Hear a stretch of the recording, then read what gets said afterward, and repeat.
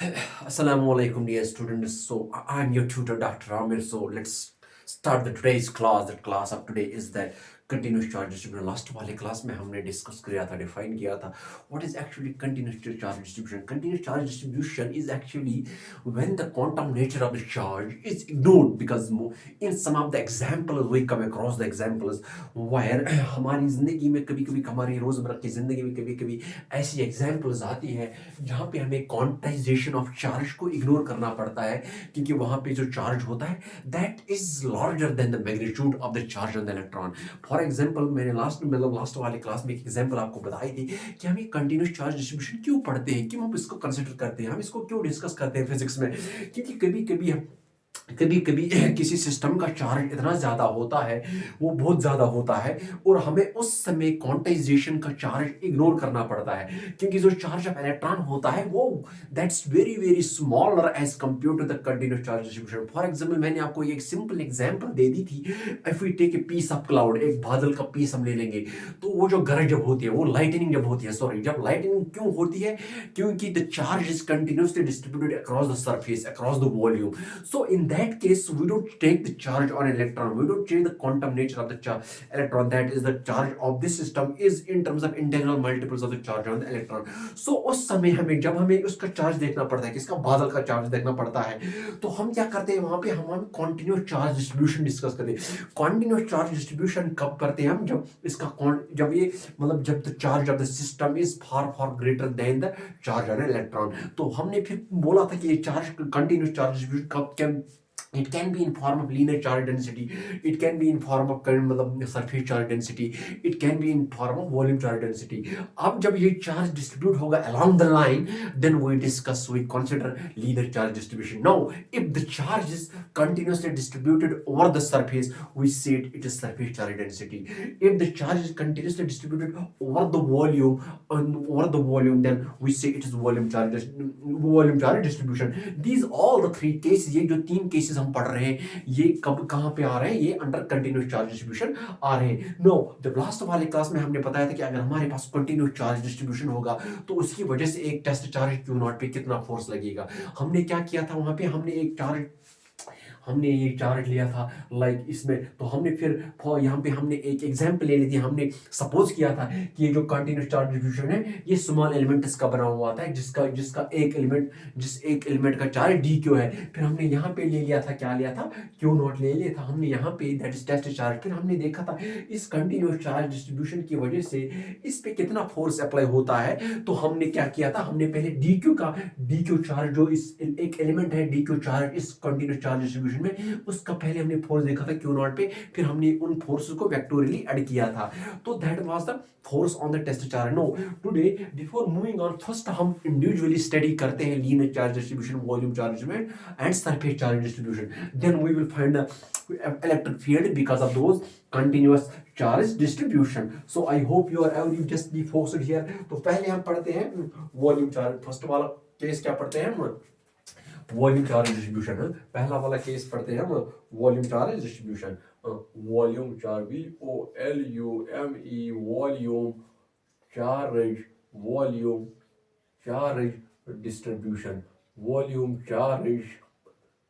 देख लो बेटा, यहाँ पे देख लो, ये वॉल्यूम चार्ज डिस्ट्रीब्यूशन है। किसको बोलते हैं volume charge distribution, when the charge is spread over the volume, जब ये चार्ज वॉल्यूम के ऊपर से स्प्रेड होता है। फॉर एग्जांपल हम बॉल एक ले लेंगे, तो उसमें चार्ज मतलब उसके अंदर के वॉल्यूम में चार्ज स्प्रेड होगा, कंटिन्यूसली डिस्ट्रीब्यूटेड होगा, so that this total charge is far greater than the charge on an electron which is 1.6 × 10⁻⁻19 coulomb.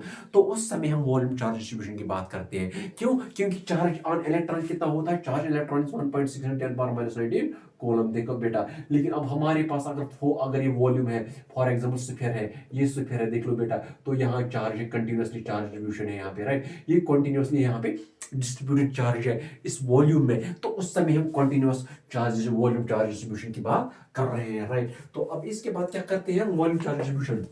अब पहले हम क्या करते हैं बेटा, देख लो, तो पहले हम इसकी डेफिनेशन लिखेंगे। It's a charge distribution separate over 3 days। तो इट इज, देख लो बेटा, इट इज, तो ये वॉल्यूम चार्ज डिस्ट्रीब्यूशन क्या है, ये वॉल्यूम चार्ज डिस्ट्रीब्यूशन क्या है, when the charge is distributed over the volume then we think of volume charge distribution, right बेटा, अंडरस्टैंड हो रहा है, तो we think of volume charge distribution. अब now we are going to write that it is the volume, it is a charge distributed, it is a charge, it is a charge, it is the charge, it is the charge, it is a charge distribution spread, it is a charge distribution, it is a charge distribution spread,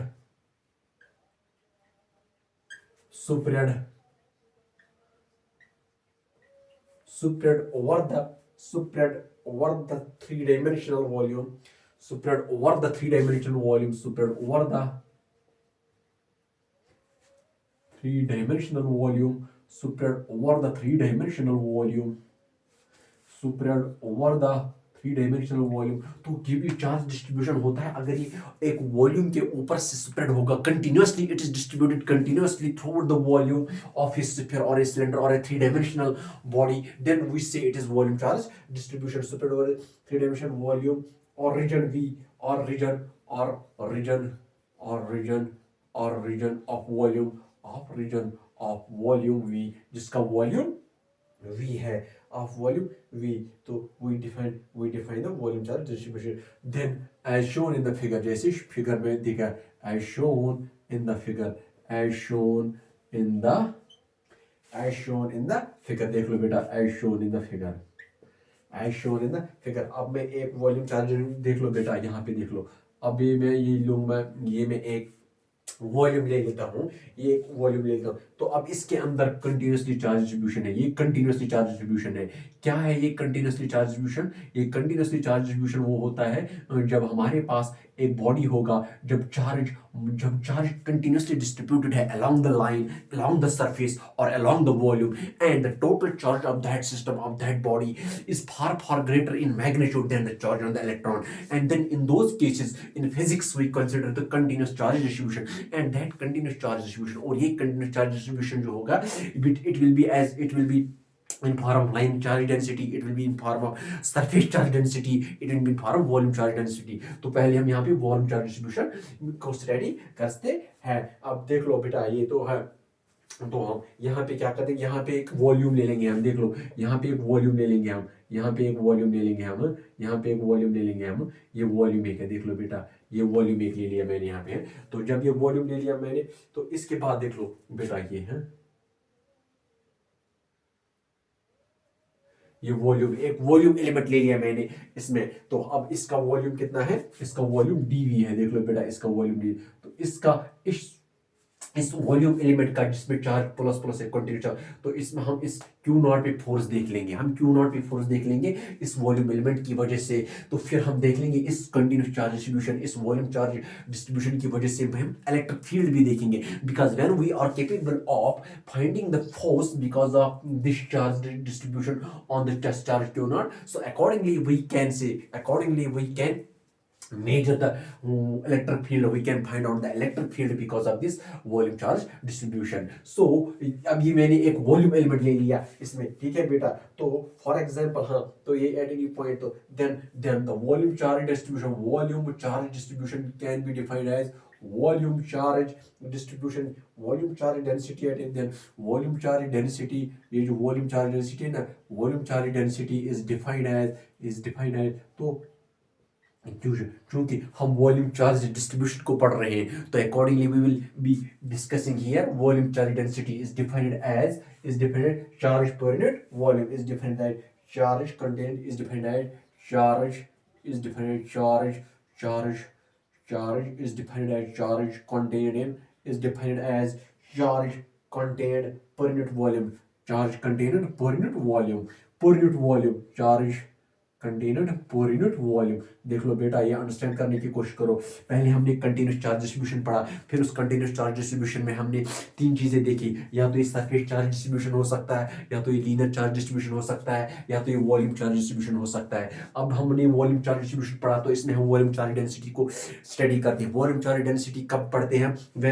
when we define volume charge density as the charge contained per unit volume, मतलब एक cubic centimetre में कितना charge store होगा, या एक cubic metre में, या एक क्यूबिक सेंटीमीटर या एक क्यूबिक मीटर में कितना चार्ज स्टोर होगा, that is what is called volume charge density. बेटा अंडरस्टैंड करने की कोशिश करो, that is what is called volume charge density है, volume charge density, that is what is called volume charge density. So that is ये जो है ना volume charge density is given by rho, that is the charge content, that is the charge content per unit volume, that is dv is per unit volume, right? So see, this is the charge, the SI unit of charge is coulomb, and the SI unit of volume is cubic meter. So volume is cubic meter, therefore SI unit therefore SI unit क्या होगा? SI unit of volume charge density, SI unit of volume charge SI unit of volume charge density, ये जो SI unit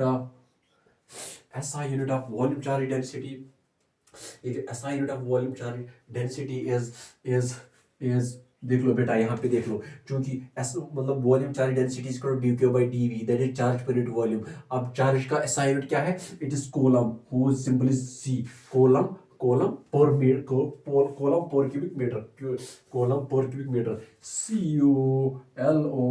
CULOUMB, coulomb per cubic metre. देख लो बेटा, coulomb per cubic metre. तो ये रहा इसका कूलम पर क्यूबिक मीटर, ठीक है बेटा, coulomb per cubic metre. So that is SI unit, right? SI unit और is SI unit of the volume charge density. अब देखो, for example if charge Q is distributed over that, then अब हम इसको ज्यादा अंडरस्टैंड करने के लिए अभी हम इसको थोड़ा example, in form of example पढ़ेंगे। फॉर एग्जांपल अगर हमारे पास, यहाँ पे देख लो बेटा, अगर हमारे पास चार्ज Q है, it is distributed over the volume V। देख लो यहाँ पे, देख लो बेटा, अगर हमारे पास यहाँ पे देख लो, if for example if a charge Q for example if a charge Q, अगर हमारे पास एक चार्ज Q होगा distributed over the entire, distributed over the volume, अगर ये distributed over the entire volume, distributed over the entire volume, we distributed over the entire volume। अगर हमारे पास charge Q है, ये डिस्ट्रीब्यूटेड है over the entire volume V, अगर ये distributed है over entire volume V of इस वॉल्यूम V ऑफ स्फीयर, जिसका rid of sphere of radius R, जिसका रेडियस कितना है? Of sphere of radius R, right? Then the volume charge density is equal to, then volume charge density is given as, then volume charge, देख लो बेटा यहाँ पे, then volume charge density is given as, then volume charge density, ये जो volume charge density है ना, then volume charge density is given as, ये जो volume charge density है is given as rho is equal to, अगर मैंने एक एग्जांपल ले लिया कि अगर क्यू चार्ज है, अगर चार्ज क्यू है which is distributed over the entire volume V of a sphere of radius R, तो अब मुझे यहाँ पे अगर चार्ज क्यू को मैंने ले लिया and this charge Q is, ये एक वॉल्यूम वो में सेपरेट हुआ है, अब मुझे वॉल्यूम चार्ज डेंसिटी को डिफाइन करने के लिए मैंने क्या बताया? Charge per unit volume. तो वो चार्ज कितना है? चार्ज क्यू है, राइट? और किस वॉल्यूम में ये सेपरेट है? Sphere of the volume of the sphere. अब वॉल्यूम ऑफ स्फीयर कितना है? वो है 4/3 pi r cube, because r is the radius of this sphere cube, 4/3 pi r cube, cubic centimeter, right बेटा? cubic centimeter है, ये cubic centimeter है, -3 है। C कोलम पर क्यूबिक मीटर, ये कोलम है बेटा, ये कोलम पर क्यूबिक मीटर है। अब यहाँ पे देख लो,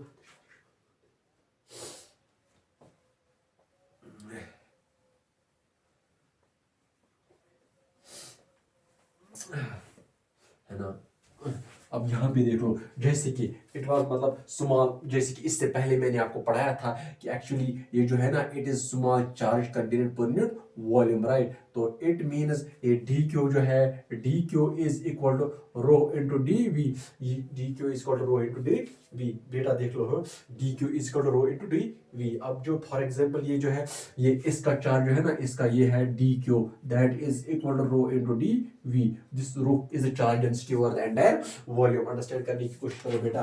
तो हम देयरफॉर, अब जैसे कि देयरफॉर टोटल फोर्स, ये फोर्स कितना होता है, फोर्स। अब इस वॉल्यूम चार्ज डेंसिटी की वजह से, जैसे कि मैंने आपको कोलम्बस लॉ में पढ़ाया था, जब हमारे पास दो चार्जेस होते हैं, एक सोर्स चार्ज होता है, एक टेस्ट चार्ज होता है, तब जाके एक फोर्स उनके बीच में होता है। ये सोर्स चार्ज भी उस पर एक फोर्स एक्ट करता है और टेस्ट चार्ज भी उस पर एक फोर्स अप्लाई करता है, बिकॉज ऑफ कोलम्बस लॉ। अब यहाँ पे इतना वॉल्यूम चार्ज डिस्ट्रीब्यूशन है, तो ये भी यकीनन ऑब्वियसली जाहिर सी बात है कि ये इस पे एक फोर्स अप्लाई कर देगा। सो वो फोर्स मैं यहाँ पे लिखता हूँ, देख लो बेटा।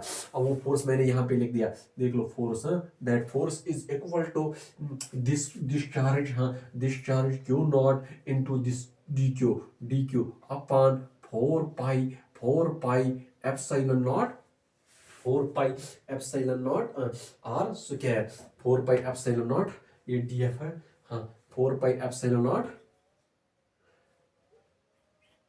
Are square, 4 pi epsilon naught R square. तो it means it is equal to, हाँ, integrating F is equal to, हाँ, क्योंकि यहाँ पे डी एफ है, डिफरेंशियल है, तो ये टोटल लेने के लिए, टोटल फोर्स कैसे ले लेते हैं हम इंटीग्रेट करते हैं, because whenever we are the integration, integration physically का माने क्या है, इंटीग्रेशन का फिजिकल माने है उसको सम करना, टोटल कर देना, इसीलिए मैंने यहाँ पे इंटीग्रल ले लिया। That is F is equal to Q naught upon 4 pi epsilon naught D Q upon R square, D Q upon R square,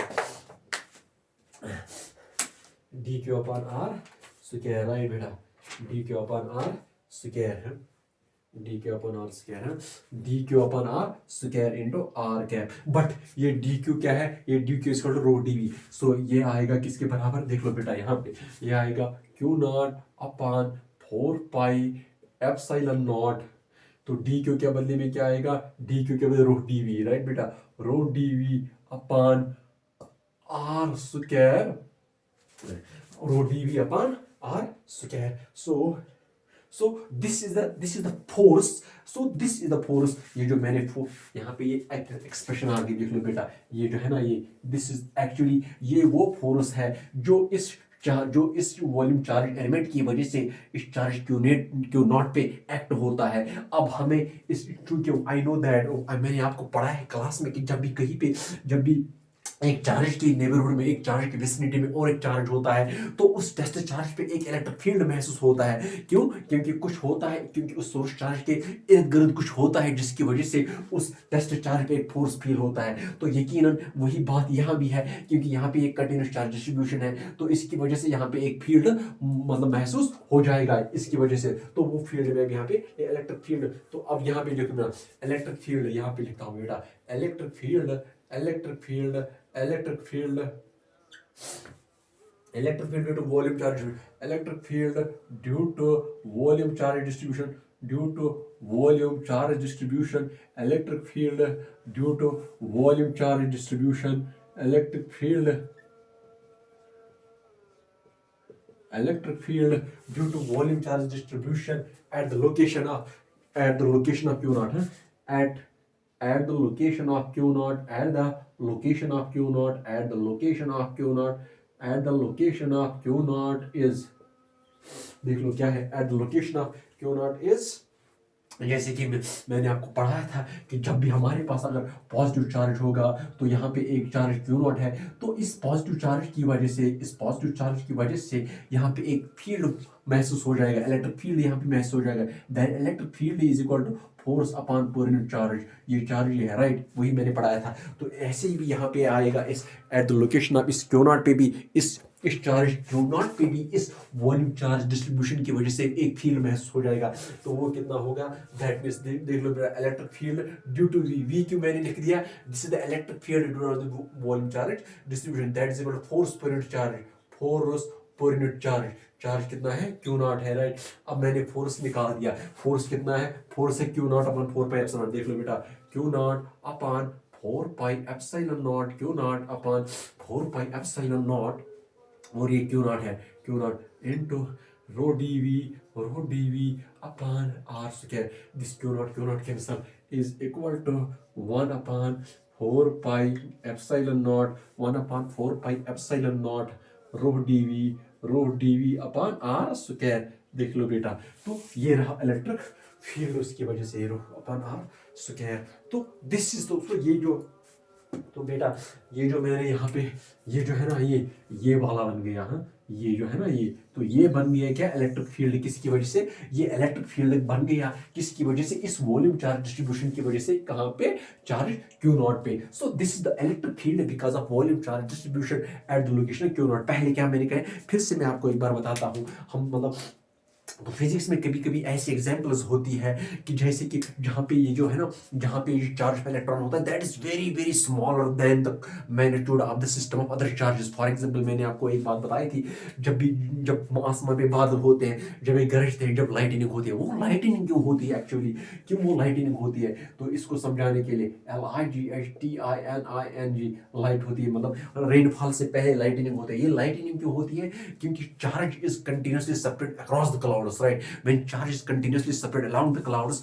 तब जाके उस समय हम चार्ज ऑफ इलेक्ट्रॉन को इग्नोर करते हैं, क्योंकि जो जितना चार्ज उस क्लाउड पे स्प्रेड रहता है, that is very very larger than the magnitude of the electron. Then in that case हम क्वांटाइजेशन ऑफ चार्ज को कंसीडर नहीं करते हैं, हम क्वांटम नेचर ऑफ चार्ज को कंसीडर नहीं करते हैं, तो हम उस समय कंटिन्यूस चार्ज डिस्ट्रीब्यूशन की बात करते हैं, when the charge is continuously spread along the surface. अब जब क्लाउड की बात करते हैं तो वहां पे चार्ज क्या होता है, that is continuously spread along the surface. अब कभी कभी ये चार्ज कंटिन्यूसली स्प्रेड हो सकता है अलोंग द वायर भी, ये कभी कभी स्प्रेड हो सकता है इनसाइड द वॉल्यूम। तब जाके हम तीन केसेस पढ़ सकते हैं इसके, तो that means volume charge density distribution पढ़ सकते हैं, सरफेस चार्ज डिस्ट्रीब्यूशन पढ़ सकते हैं, और लीनियर चार्ज डिस्ट्रीब्यूशन पढ़ सकते हैं। तो पहले हमने वॉल्यूम चार्ज डिस्ट्रीब्यूशन पढ़ा। अब जब हमने वॉल्यूम चार्ज डिस्ट्रीब्यूशन पढ़ा तो इट मींस इसमें वॉल्यूम आता है, देख लो बेटा यहाँ पे। अब जब यहाँ पे वॉल्यूम आ गया, तो पहले मैंने वॉल्यूम चार्ज डिस्ट्रीब्यूशन कब बोलते हैं, when the charge is continuously spread through the volume v।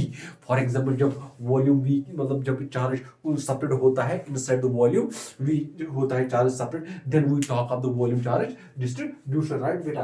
Then volume charge distribution for example, तो हाँ volume 3 dimensional volume we would, तो हम उस समय क्या करते हैं, तो हम उस समय वॉल्यूम चार्ज डिस्ट्रीब्यूशन एक पॉइंट पे, फॉर एग्जांपल ये इस पॉइंट पे वॉल्यूम चार्ज डिस्ट्रीब्यूशन को हम कैसे डिफाइन कर सकते हैं, फिर वॉल्यूम चार्ज डिस्ट्रीब्यूशन कैसे हम डिफाइन कर सकते हैं, 20 पॉइंट दिस वॉल्यूम। तो हाँ, तो उस समय वॉल्यूम चार्ज डिस्ट्रीब्यूशन को डिफाइन करने के लिए हम वॉल्यूम चार्ज डेंसिटी को कॉन्सेप्ट देते हैं। ऐसे लीनियर चार्ज डिस्ट्रीब्यूशन को समझने के लिए हम लीनियर चार्ज डेंसिटी का कॉन्सेप्ट देते हैं। ऐसे ही मतलब सरफेस चार्ज डिस्ट्रीब्यूशन को समझने के लिए हम सरफेस चार्ज डेंसिटी का कॉन्सेप्ट देते हैं। अब यहाँ पे वॉल्यूम चार्ज डिस्ट्रीब्यूशन है, इसको ज़्यादा अंडरस्टैंड करने के लिए हम वॉल्यूम चार्ज डेंसिटी का कॉन्सेप्ट देते हैं। तो वॉल्यूम चार्ज डेंसिटी क्या है कि यहाँ पे एक पॉइंट क्यू नॉट है, राइट, ये क्यू नॉट इज इट। तो वॉल्यूम चार्ज डेंसिटी क्या कैसे हम डिफाइन कर सकते हैं कि it is the volume, it's the charge contained per unit volume. तो यहाँ पे वॉल्यूम चार्ज डेंसिटी को अंडरस्टैंड करने के लिए I will see you that it is the amount of the charge per unit volume. एक यूनिट वॉल्यूम में कितना चार्ज कंटेन है, स्टोर है, that is called volume charge density. What is पर यूनिट वॉल्यूम मींस एक cubic centimetre में कितना charge store है, या एक क्यूबिक मीटर में कितना चार्ज स्टोर है। तो दैट मींस उस वॉल्यूम में चार्ज कितना स्टोर है जिसका वॉल्यूम एक क्यूबिक सेंटीमीटर हो सकता है या एक क्यूबिक मीटर हो सकता है, that is called volume charge density. Now उसके बाद जब भी हम चार्ज पढ़ते हैं, कोलम्बस लॉ में हमने पढ़ा था, पहले हमने वहां पे फोर्स देखा था कि एक चार्ज की वजह से दूसरे चार्ज पे फोर्स कितना होगा। उसके बाद हमने पढ़ा था एक चार्ज की वजह से इलेक्ट्रिक फील्ड कितना हो सकता है। अब यहाँ भी हम चार्जेस पढ़ते हैं, लेकिन यहाँ पे कंटिन्यूस चार्ज डिस्ट्रीब्यूशन पढ़ सकते हैं। तो यकीनन और जाहिर सी बात है यहाँ भी हम फोर्स पढ़ेंगे।